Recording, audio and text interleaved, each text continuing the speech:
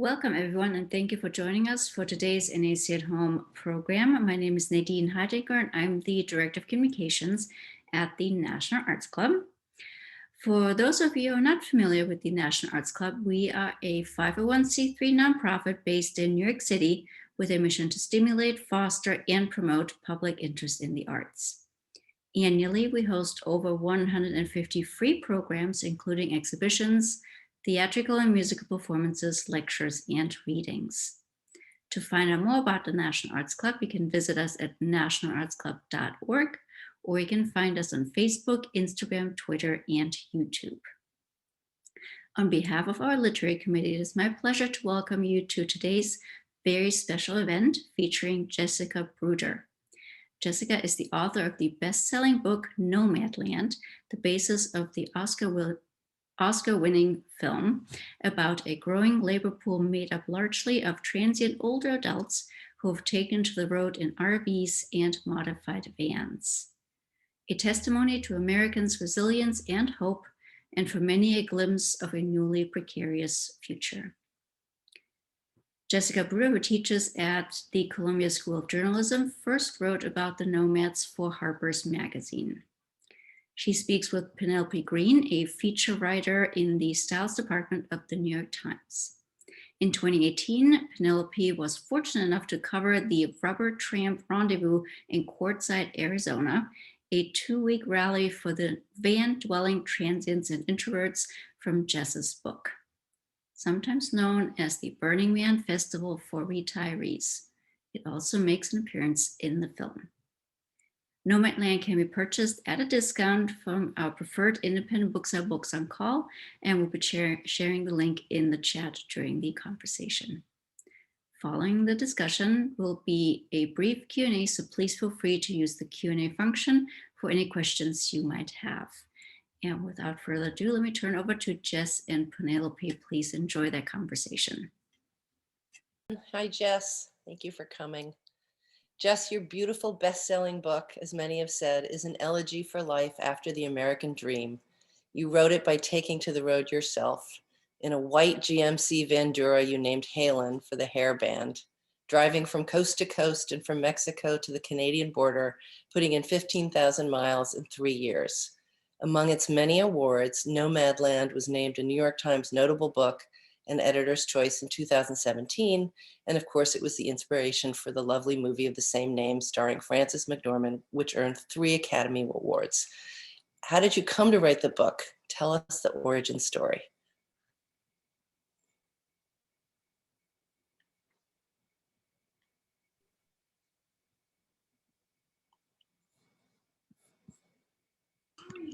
Jess, you're still muted. Apologies, I was trying to make sure I wasn't contributing to any kind of feedback that was happening earlier, but it's lovely to be here. Yeah, so the origin story is actually a little pedestrian, but I'm pleased to share it with you anyway. The truth is, as a journalist, I read quite a bit, and hopefully the image has popped up on your screen. Is it working, my show and tell? Okay, great. So I've long been fascinated with digital labor in the digital economy and labor and where those issues intersect. I'm also interested in subcultures. And I happened to read this Mother Jones story, which came out in 2002 by Gabe McClellan, The Secret Hell of Online Shopping. And it was all about being undercover at Amazon. But what I remember most about it was that there was a single paragraph where the reporter spoke with a woman who told her, I live in an RV, I work here because I cannot afford to retire, and there's a whole program for people like us. And that's what stopped me cold. There's a whole program. Amazon, one of the most powerful companies in the world, has a whole program for people who live in RVs and can't afford to retire. That absolutely baffled me, and I nerded out on it. And what I found was that there's this Camper Force program. Hopefully you can see that picture of my Camper Force swag. I weirdly collect all this. If we were in person, I would be showing you some of my t-shirts. They make many. So Amazon has this program, which is basically plug and play labor. And people do this work all over the country. They show up at the warehouse for the busy season while living out of their RVs and vans, and they do this intensive warehouse work. and then they move on, and they often do other jobs. And it turns out there are tons of other jobs that they do, hundreds of employers all over the country, from tourist traps like Wall Drug and Dollywood to theme parks like Adventureland in Iowa, to Christmas tree stands and fireworks sellers, you name it, they're doing it. So I was fascinated by this. This was an entire shadow economy that I hadn't known anything about. So I ended up pursuing that, and it turned into this cover for Harper's, which was pretty exciting. And at the end of that, I'd written 6,000 words, but I had so much more material that I wanted to share, and selfishly, a lot more questions I wanted answered. I just didn't feel like it was done. And luckily, I was approached by the woman who became my editor at Norton, the publisher, and she wanted to know if I thought there was a book in it. And I said, absolutely. And it really took off from there. And when I got a book advance, I could get the camper van. So that's really when it started. Nomadland unfolds in the wake of the Great Recession after millions of Americans lost their jobs, their homes, or both. Hundreds took to the roads as a result, living in vans and chasing seasonal work, as you described, as campground managers and packers at Amazon. What are the market forces that buffeted these people? Sure. Well, one of them is something we hear about quite a bit. Everybody's talking about minimum wage, the fight for 15. When minimum wage at a federal level has been stalled at $7.25 an hour for more than a decade now, which sounds pretty bad, but is actually worse than it sounds, because back in 1968, if you adjust for inflation, a minimum wage worker was earning the equivalent of $10.59 an hour. If wages actually tracked with productivity, the minimum wage would be more than $22 an hour right now. So we're totally out of whack. As recently as 2019, these are the newest stats that seem to be available. The typical CEO made 320 times a worker as a worker. And in 1965, that ratio was 21 to 1. So just when you look at that change over time, we can see where the problem is. Also, for a lot of people, retirement finance is a hot mess. Financial planners used to talk about something they called the three-legged stool, this sturdy tripod of Social Security, employer pensions, and personal savings. Well, we all know that pensions have largely become 401ks, and that has kind of outsourced the risk from the employer to the worker. People saw their personal savings obliterated in 2008. At least a lot of the people I met on the road did. And so for a lot of people, Social Security is all that's left. I mean, the three-legged stool kind of turned into a pogo stick, and a lot of people are not able to balance on it. So yeah, it's a problem. For about half of seniors, Social Security is providing at least half of their income. For 1 in 4, it's more than 90%. A lot of people on the road I met called it social insecurity. So those were some of the things that people were facing. Also, a lot of ageism in the workforce, all sorts of debt, many challenges, challenges from medical debt, because our social safety net is so threadbare. So, and there were a lot of women on the road. What are the forces that put so many women out there? Yeah, a lot of that was financial as well. And many of the women I met came of age at a time where the expectations were different. There was this template, this idea that they would marry, and the husband would be the breadwinner. Back then, even a one income at a minimum wage was enough to lift a family out of poverty. Obviously, we know all of that has radically changed. People get divorced, women live longer than men, and they have lower lifetime earnings. And there's the gender pay gap, but there's also more time out of the workforce for women, since largely the unpaid labor of caregiving falls on their shoulders. And then when you look at that and the pay gap and the lower lifetime earnings, that means less Social Security. So there are all these compounding factors. And I guess I shouldn't have been surprised, but all the road books I knew and heard about on the road, from Steinbeck's Travels with Charlie to Kerouac's On the Road to William Least Heat Moon's Blue Highways, there were all these really masculine narratives. So when I got out there and saw all these women, it also just seemed like a really interesting opportunity to do something a little different. You not only lived in your van alongside women like you described, Linda May, was a central character in your book. She had worked as a long haul trucker, a Home Depot cashier, an IRS phone rep, among many other jobs. And you worked as she did and the nomads did in various places like a beet processing plant and also at an Amazon fulfillment center. What was that work like? Yeah, that work was really, really interesting. I mean, on the whole, I like to follow people when they work. It's not my preference to go undercover. People think undercover work is really sexy, but it's kind of torture because, you know, you don't want to tell lies, so you're not going to talk. And I always want to be upfront with what I'm doing. So it's not fun. You're always on edge. But because both Amazon and the sugar beet harvest are closed workplaces, I couldn't just show up and follow somebody around. If I wanted to get in, I had to get a job. So here I am. This is actually outside the warehouse where I ended up working for Camper Force, right near Fort Worth in Texas. Is that what we can see? Is that your van? Yeah, that's my van. That's Hale in the van. That's actually, I snuck a camera in the warehouse because I'm a bad person. I brought a small it looked like a van alarm clicker, like a key fob, basically with a small camera, because a lot of my note taking in the field is visual. And I want to remember things in a way that would allow me to create a rich description. So I ended up shooting some of it. And for anybody who's really interested in Camper Force, if you Google Camper Force online and Field of Vision, there's a 10-minute documentary I put together with this amazing director, Brett Story, that's all dedicated to Camper Force. This is one of my favorite things in the warehouse. It's very Orwellian. Variation is the enemy. It's all about standardizing your work. Yeah, so it was a tough job. I originally met a lot of older workers who were doing it and telling me things like they were walking 15 miles a day on concrete floors, stuff like that. I was at a newer warehouse, which meant there were robots bringing the merchandise to us. So we didn't have to walk the aisles. But as our trainer put it at orientation, that meant a lot of stooping and lifting. So the labor of the body was displaced from all this walking to lots of squats and lifts.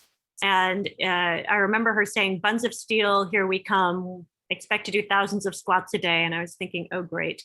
One of the people on my shift was a gentleman in his 70s who'd spent his career working as a mechanic in the copper mines, and his knees were shot.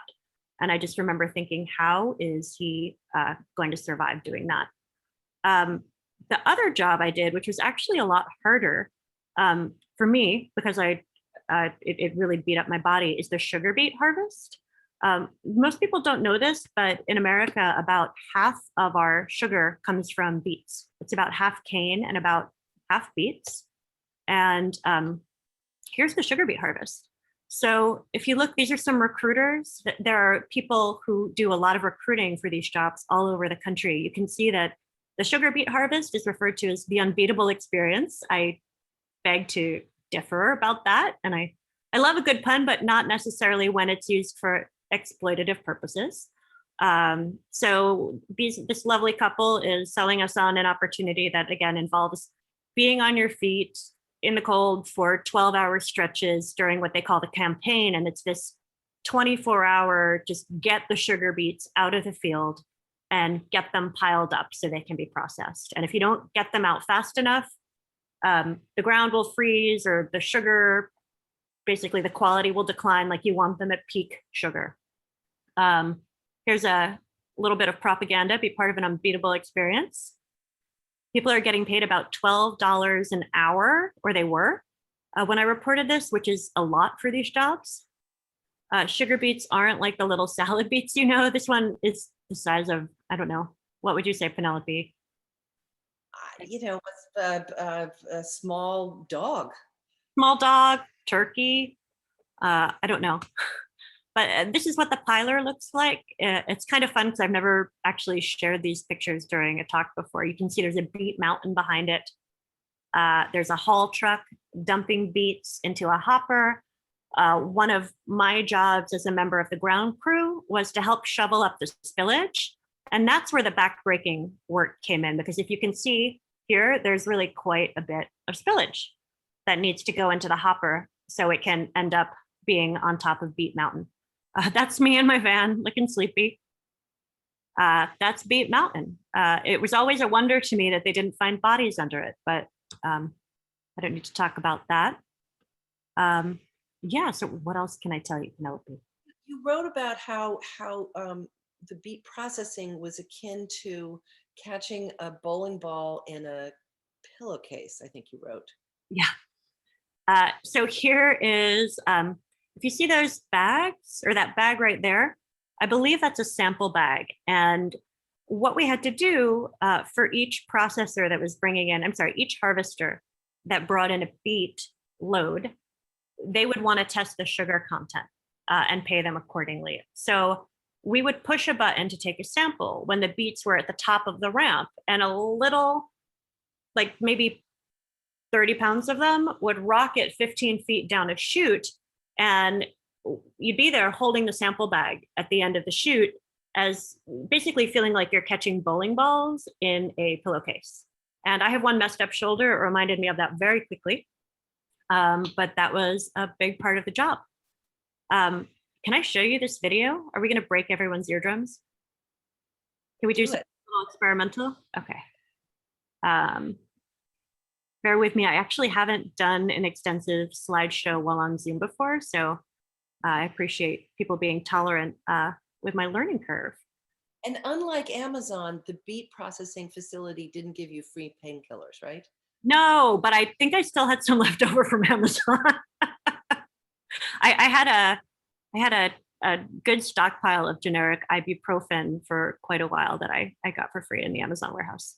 Okay, so if you're wearing headphones, maybe take them like this, just because I don't want to hurt you. But at the same time, you'll understand how noisy it is working in this place for 12 hours at a time. You can imagine some diesel fumes washing over. You know. All right, here we go.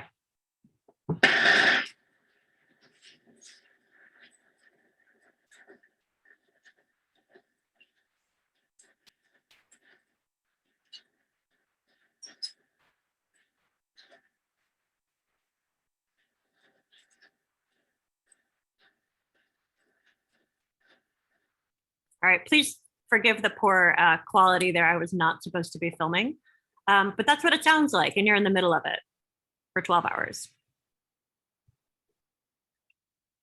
Life on the road can be frightening and precarious, as nearly 100 cities across the country have laws that make it impossible to live in vehicles. Where are van dwellers parking in most cases? And can you talk about the experience they fear that they call the knock? Yeah, absolutely.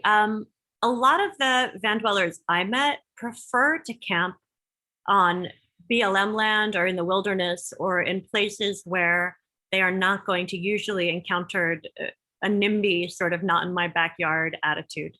For a second, BLM is the Bureau. Oh, it's not Black Lives Matter. It's the Bureau of Land Management, which as a Northeasterner, I didn't know when I first went out there.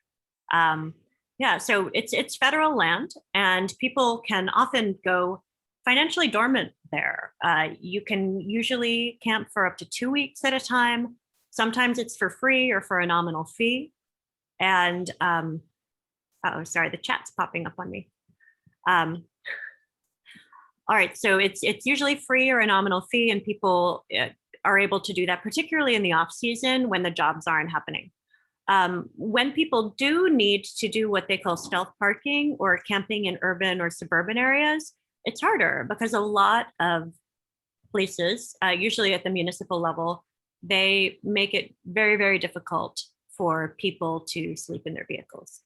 It used to be that you could sleep in a vehicle at any Walmart, and that's starting to change too. There's an app called All Stays, and you can actually look, and it reminds me of hoboglyphs back in the day, just little symbols. You'd see a red W for a Walmart where you can't park, and a green W if you can park there, and then somebody might leave some notes saying things like, park in the northeast corner so you don't block the trucks that are coming in with merchandise, or talk to the night manager, and all these little tips and tricks. The problem with camping in areas that are well populated is you'll often get thrown out. And if anybody has seen the film with Frances McDormand, you see that there are 3 knocks on the door, and basically she gets rousted from a parking lot. And that's something that that can happen quite a bit. I just remember my first night in the van, really feeling anxious, having the sense of paranoia. Oh my gosh, they can see me. They're coming for me. And that's something no one should have to live with. So I'm getting a message from the chats that you guys can't hear us. Can you hear us now? Hello, hello. Hello, hello. All right. Ah. Oh, good. We'll keep going. Terrific.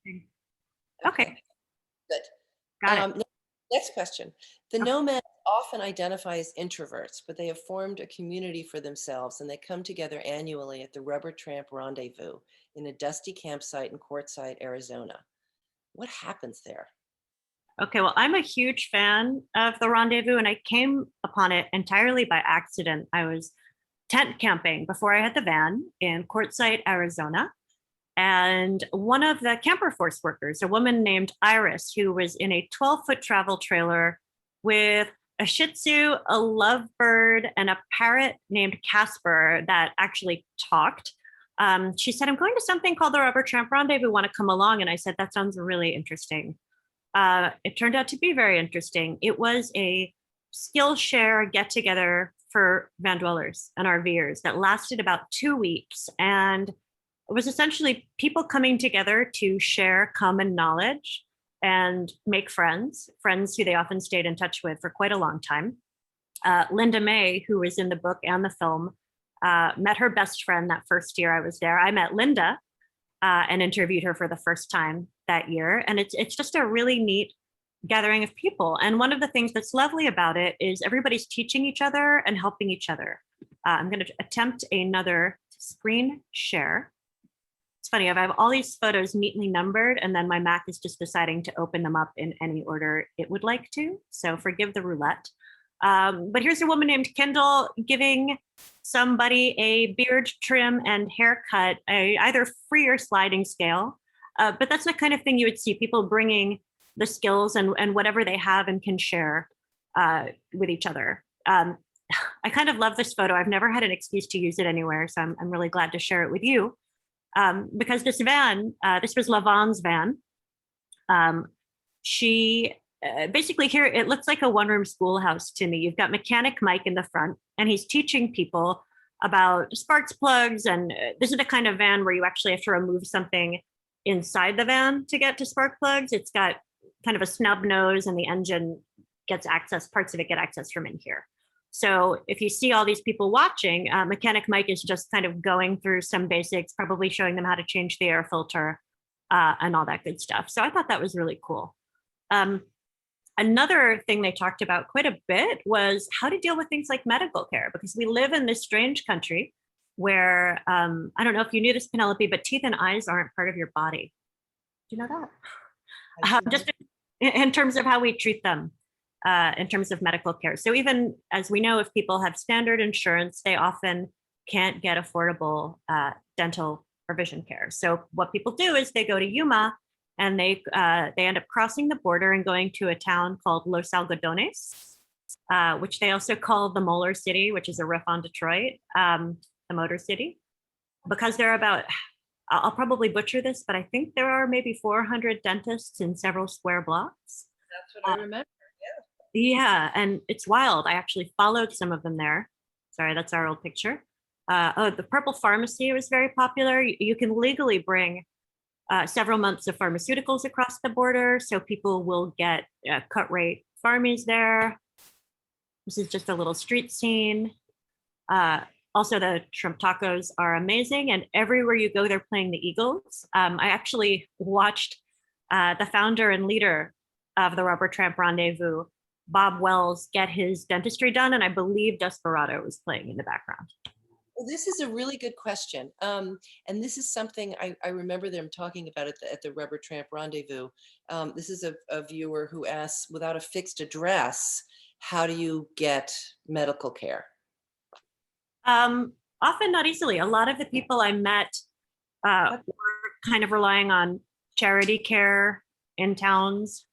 We're trying to avoid it. I saw a lot of people who are kind of into new agey stuff and just hoping not to get sick, and people who didn't even want to pay what might seem like a minimal monthly premium to get some sort of care, because that was too much for them. So a lot of people weren't covered and were really just scraping by as best as they could, and then either raiding emergency funds or going into debt when bad things happened. Wait, here's the question. I messed it up. It's a mailing. It's how do you get a mailing address so you can get your mail or your bills? I was trying to, thank you. I was like, what's that related to medical? I'm missing something. For mail and bills, this is interesting because being out there, this is one thing that makes you realize our society is really not designed for mobile people, to the point where you actually feel like a bit of an outlaw if you are somebody without a fixed address. I even had this weird problem where I had to pick up some meds at a pharmacy in Blythe, California, and my doctor knew I was on the road, and he should have just given them my Brooklyn address, but said, "Oh, I don't know what to tell you. She's in a van." And it was like this whole thing. And it just made me think about all the little things we don't think of that people have to deal with when they're on the road. Everyone needs a fixed address. You need it. I mean, if you're on the road, you need vehicle insurance, right? You need to be able to renew your driver's license. You may want to register to vote, even though that's impractical because we don't usually have mail-in ballots, and the odds that you'll be in the state where you register when an election happens might be slim. So what most people do is they use a family member's address, or there are entire companies dedicated to something called mail forwarding. And I actually saw several of them not far from where that beet harvest recruiting table was. They had tables up as well. I think one of them is called America's Mailbox. And the idea is you use their address and you can have them forward that mail wherever you go. So that's another thing that people use, but it's not easy. And it's definitely not convenient. As precarious as the nomad life is, it can be liberating, as you also discovered. Can you talk about that freedom? Not just the freedom from consumer culture, but the sheer joy of the open road, the mythos of the desert landscape, and the feeling, as you once said, of constant motion, of being in a caravan with other drivers, like horses galloping in the desert. Yeah, it's interesting and it's complicated because sometimes I feel like people don't want me to talk about this part because it doesn't match up. Like everything here doesn't match up because there's a lot of precarity and there's a lot of hardship and challenges, and you can be one broken axle away from capital H homelessness.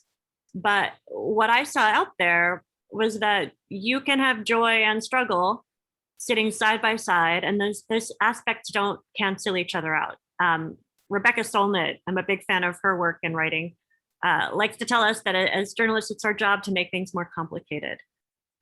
So in my mind, the joy is important to include, the joy, the humor, and it makes for a richer picture. I remember, gosh, it was either Linda or Sylvia Ann saying, this was when they were new on the road, saying, I was just driving down to take out my trash the other day, which means to find a dumpster where I can secretly dump my trash bag. And I felt joy for the first time in a long time, like just not transient happiness, but just this real upwelling of joy. And it's legitimate. I've seen it and I've felt it. I remember following Swanky, one of the nomads, when she went to show us a bunch of petroglyphs. Rocks are her passion, rocks and genealogy. And just taking off after her and the other people in their vans and being in a van, I did feel like I was in a posse with some horses galloping across the desert. Later, I watched Swanky actually extricate someone else's van from a really difficult situation. She actually towed this guy, Dan, out of a ditch. I think he was on a tilt, and then his gas tank, I think his vehicle thought his gas tank was empty because it was tilted so far. And just watching Swanky, this woman in her 70s, ready to just pull this guy's van out of a ditch, was kind of awesome. So there are moments of joy out there, and I think it's important to acknowledge them, and that acknowledging them doesn't romanticize what can be really difficult. I just think we need to talk about all about it. So let's talk about the movie. Mm-hmm. I'd love to know what your role was in it. I would love to know what it felt like for the real nomads who played themselves in the book.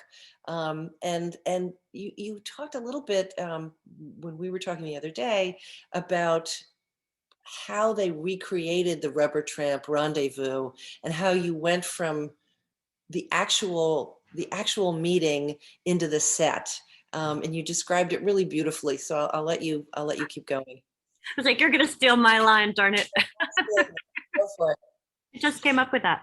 So I was what they call a consulting producer, which from what I understand can mean a lot of stuff, including nothing, including just a line in the credits. But in my case, when I first met the director, Chloe Zhao, and oh my gosh, people are correcting themselves in the chat now. Okay, sorry, it keeps popping and I'm trying not to look at it. It's distracting. So when I first met Chloe, I told her, you know, I've been reporting this story in some ways for about a decade, I guess, as of now. I started reporting on the company town known as Empire when it was shutting down back in 2011. So I have all sorts of B-roll, all sorts of artifacts, ephemera, scans, just things that never made it into my reporting that I was happy to share. So my attitude was, I've got a pantry full of ingredients that I've been hoarding for years. My job is to put them on the table, and you're going to figure out what kind of meal you want to make. And I'll bet it will be delicious because you've made some great meals in the past. I'm referring to her film, The Rider, which I thought was genius. And then that was up to her. So throughout, I did consult. I introduced her to non-actors, including Linda May.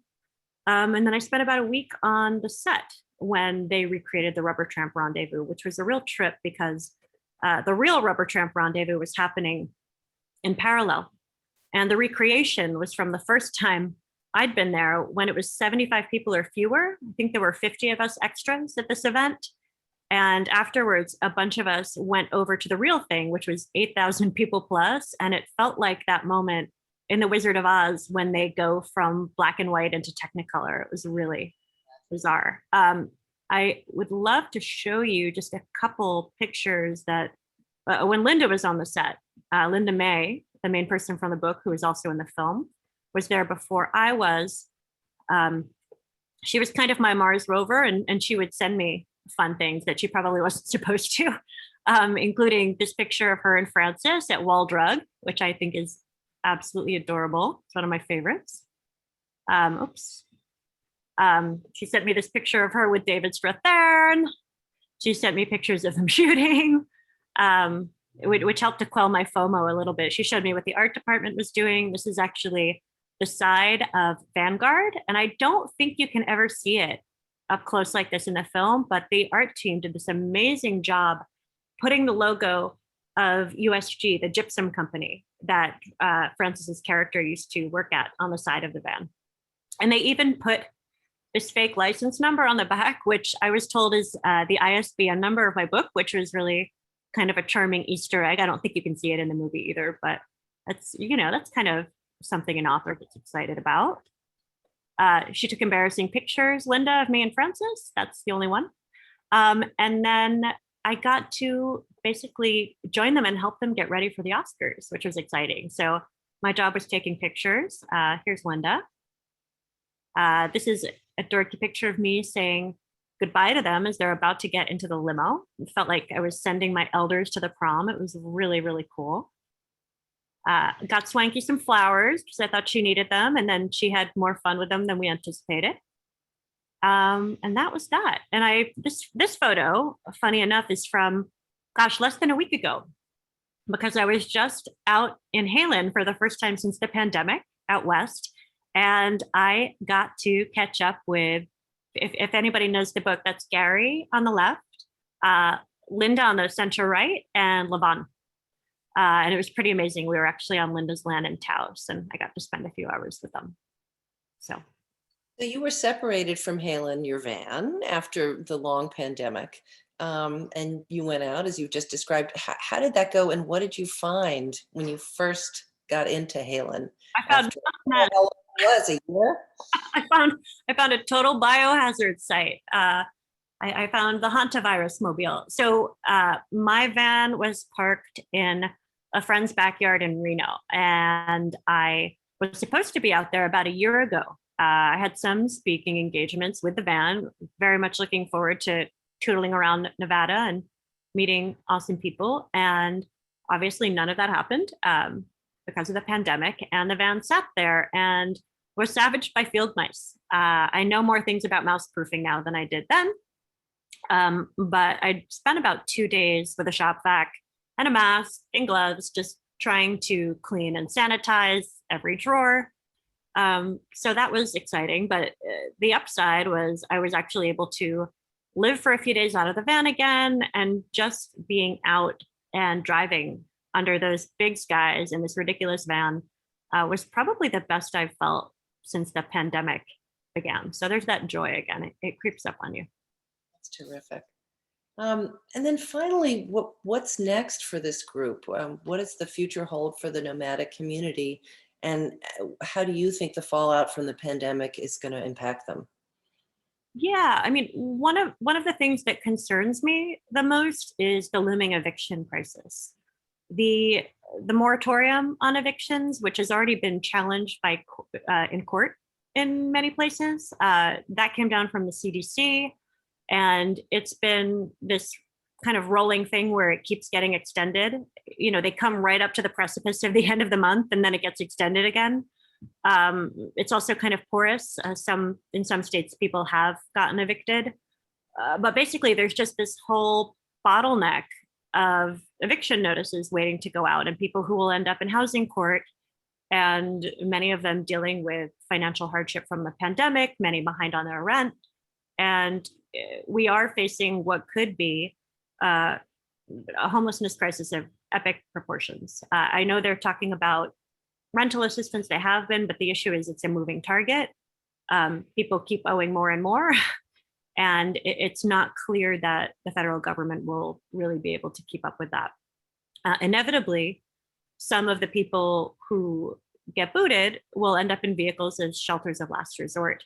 Even at the beginning of the pandemic, I remember talking to my best friend, Dale Maharaj. He was out reporting in San Diego and met a couple who had basically chosen to do what they call self-evict, which happens too, because they could either make the car payments or the rent payments. And with the car, they could get around and had something to stay in. And with the rent, they felt like they would just be trapped. So I think one had been a landscaper and had gotten laid off, and they were collecting cans and living out of the car, something they never expected. So for people who are already on the road full time, I think this will add some pressure to the ecosystem, and particularly with all those laws coming up against sleeping in your vehicle, I think it's going to be a really complicated situation. So I think we're ready for under time. We sped through that. We did. Are there pictures you want to show? Is there anything in that slideshow that you didn't get a chance to put up there? Oh gosh. Can we see the inside of your van?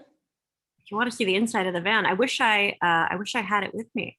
Why don't we go on to a question, and I'll try to pull up something involving the van or something like that. Could we do that? Absolutely. There's certainly a lot of questions. Thank you both. Let's see. This is a question from Michelle. In a discussion group, the biggest questions were, the first one is the safety of women in this particular lifestyle. And the second question is, how could older people physically do warehouse work? Very good. Okay, wonderful questions. First issue, safety, particularly women's safety, which is always an issue and something people need to be mindful of, but surprisingly did not come up as much as I expected on the road. When I came home, people often said to me, okay, you were a solo woman. Do you know Kung Fu? Do you have a gun? Or at least pepper spray? And I said, no. And then they seemed bored. So I would say, oh, there was one danger, and they would lean in, and I would say, caloric hazard, people fed me too much. But the reality is people have to be careful. It's quite possible I was lucky, and women do trade tips about safety on the road, which is really cool. It's another one of these communal things. A silly thing I learned is that you always want to park with the nose of your vehicle facing out. I'm sure this is obvious to some people, but it wasn't to me. And that way, if you need to leave somewhere quickly, you don't have to futz around, do a K-turn or whatever, you can just go. I also, based on advice I got from others, got really good at following my gut. And just if anything felt funky, even if I couldn't explain it to myself, leaving. But I'm happy to say that in the limited sample size of people I did talk to, I didn't encounter stories about women being victimized. And that made me really glad. That is certainly good news. A question from... Part, right? To the question. There was a second part about how older people can, if they can actually do this very hard physical labor that happened. Yeah, do it. The answer is not well. I mean, I met people who were doing it and hating it. I met people whose vehicles were essentially mobile apothecaries, Epsom salt, ibuprofen, you name it. And of course, there are people who quit. This is a job that for all ages has a large amount of attrition and a large amount of turnover. So inevitably people wash out. Yeah. A question from Julie. Just saying, of course, it's a wonderful conversation. Thank you. Jess, at one point you mentioned that in the end of the book / film, was kind of a Cinderella story, like for Linda May. In what way? Yeah, Linda never wanted to totally stay on the road. And I've met a bunch of people who have a long-term dream of homesteading, of, you know, maybe they still want to be mobile when they can, but they want a home base, just somewhere where you can park and stay and not have to run away and build things and have a place to be. And Linda has that. She had a little bit of that at the end of the book, but films are much larger budget productions and they can pay people to do things like act, which is fantastic. And as we know, Linda turns out to be a stellar actress. Who knew? So that was great. So she was able to take some of that pay from the film and get a more secure living situation. She's in Taos right now and very happy. And, you know, I'm happy for everyone. I'm happy because as a journalist, I can't pay people. I don't have the budget to pay people and it's not ethical to pay people. You know, sometimes I would try to be useful after the fact, but Hollywood is a little different. So I was really glad to see people who I came to care quite deeply for get on the Hollywood train in that way. Yeah, for sure. From another viewer, what happens to the nomads when they're still living but not able to be on the road anymore? That's a great question. And I'll be frank with you, when I finished Nomadland, I thought, oh my God, I've done this reporting. Am I going to spend the next 2 years watching people flame out? Because a lot of these people are older and I was just ready for this timeline of misery. And what I've seen happen, and again, my experience is limited, right? I can't speak for everything, but I have seen people who managed to scrape up enough money to buy a little patch of land and homestead. I have seen people who didn't want to fall back on their families. Often their families had limited resources and they didn't want to feel like they were burdening their children, a prospect that kind of makes me sad to think people feel that way. Those people falling back on their children. Although sometimes people don't, there were stories of people whose children didn't know that they were in dire straits and ended up passing away on the road. I've heard about that too. And there are people who, what else? David Swanson, who lived in the Prius, found affordable housing that he's actually thrilled with. I mean, it's really all over the map. And a lot of the people I met are out there still. Some people don't want to think about it. You know, what can you do when you can't drive anymore? I remember talking to Bob Wells and he said something like, my long-term healthcare plan is bleach bones in the desert, which does not sound like a good plan to me, but we can differ. Yes. A question from Anna. Again, wonderful presentation talk. Thank you. And she loved the book. Can you please talk about how you as a reporter navigated your own conceptions and biases about this lifestyle as you got to know the people living it? Sure. The interesting thing was I didn't really know much about this lifestyle. As somebody who I grew up in New Jersey. We don't have great sweeping vistas. We have other things in the Great Garden State.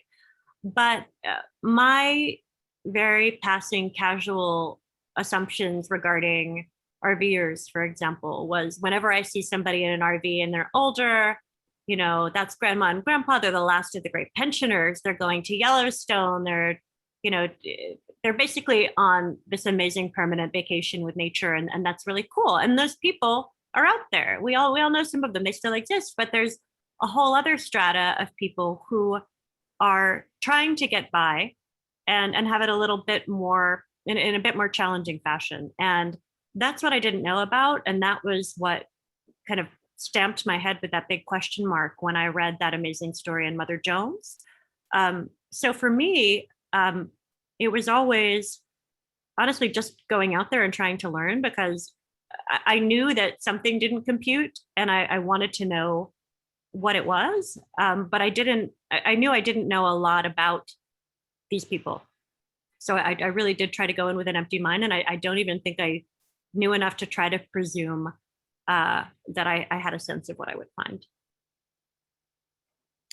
Question from Nikki. Please explain why you chose to have the character quote Shakespeare. Are you an admirer? Oh, that wasn't me. She's talking about the film. Oh, that's in the movie. Okay. I don't get to tell Frances what to do. Journalists ask questions, directors tell people what to do. Fair enough. Not me, but yeah, Shakespeare's great. And also, I think Frances is working on a Macbeth thing right now, so maybe that leaked in a little bit. I believe she quoted Macbeth in her Oscars acceptance as well. So yeah, no, I love that quote as well. A question from Lori. What percentage of people are doing this for economic necessity, and how many by choice because they enjoy the lifestyle and the community? So this is a really interesting question, and I'm glad she asked it, because what I quickly realized when I got out there is choice is a lot fuzzier than I would have thought about, because a lot of people I met when I first met them said, I'm out here, I'm having an adventure, it's amazing, I'm active, I'm in nature, it's really cool. And then when I hung out for 2 weeks, I heard about the debt, the devastation, I lost it all in 2008. And it wasn't that these people were in denial.